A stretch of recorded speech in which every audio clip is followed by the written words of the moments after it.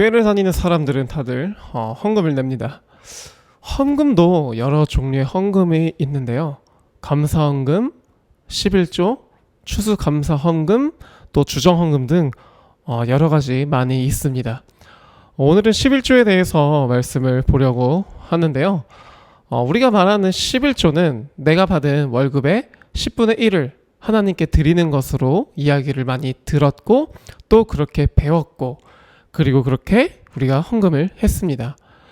교회를 다니는 사람들, 즉 크리스천이라 불리우는 사람들은 그 헌금에 대해서 인정도 하고 또 자신의 소유가 아니기 때문에 10분의 1을 하나님께 드리는 것을 당연하게 받아들였고 그렇게 했습니다. 틀렸다는 말을 하고 싶은 것이 아니고요.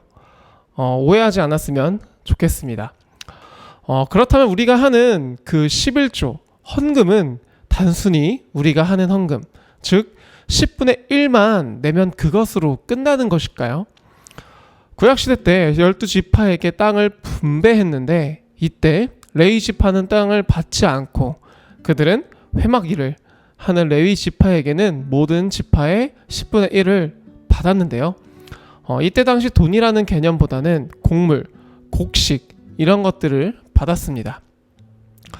레위인들은 성막 예배에 관련된 일들을 헌신을 했기 때문에 먹고 사는 문제를 해결하지 못하기 때문에 다른 지파, 11지파의 몫을 10분의 1을 나누어주고 그리고 거기서 또 10분의 1을 나누어서 제사장의 몫을 또 주었습니다.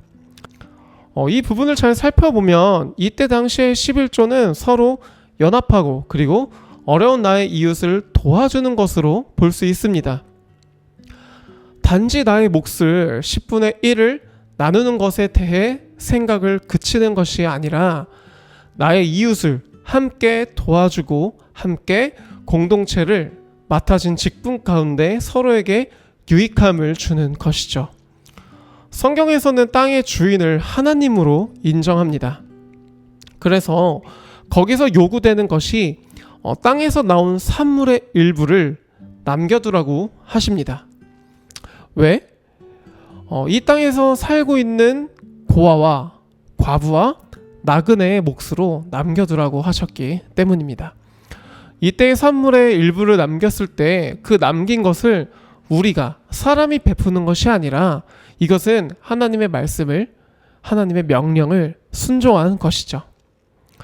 마태복음 23장 23절 보면 화 있을진저 외식하는 서기관들과 바리새인들이여 너희가 박하와 화향과 근처의 11조는 들이되 율법이 더 중한 바 정의와 긍휼과 믿음은 버렸도다.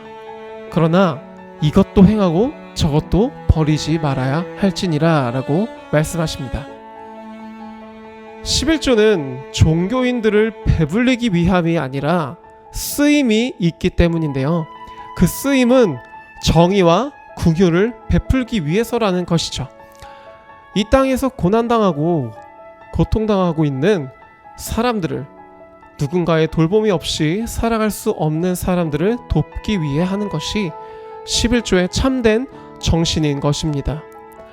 11조가 정의와 긍휼과 그리고 믿음에 의해서 제대로 쓰이지 않는다면 11조의 참된 정신은 무너지는 것이죠. 11조는 단지 11조의 헌금만을 이야기하고 있는 것이 아니라 우리가 어려운 사람들을 돕고 그리고 교회는 그 11조의 헌금을 받았다면 어렵고 힘든 사람들을 그리고 혼자서 살아가기 어려운 세상의 이웃들을 위해 구제, 선한 영향력을 베푸는 것이 올바른 11조의 방법대로 살아가는 것이죠. 우리가 살아가는 이 세상은 그렇게 공정하지 않습니다. 그렇지만 우리가 하는 이 11조를 통해서 공정하지 않은 사회를 공정한 사회로 바꾸어 나갈 수 있는 우리 신앙인들이 되었으면 좋겠습니다. 마지막으로 감리교 창시자인 존 웨슬리 목사님의 말씀으로 설교를 마치려고 합니다. 당신이 할 수 있는 모든 수단으로, 당신이 쓸 수 있는 모든 방법으로 할 수 있는 모든 곳을 찾아서 할 수 있는 모든 때를 찾아 할 수 있는 모든 사람에게 당신이 할 수 있는 마지막 순간까지 모든 선을 행하라.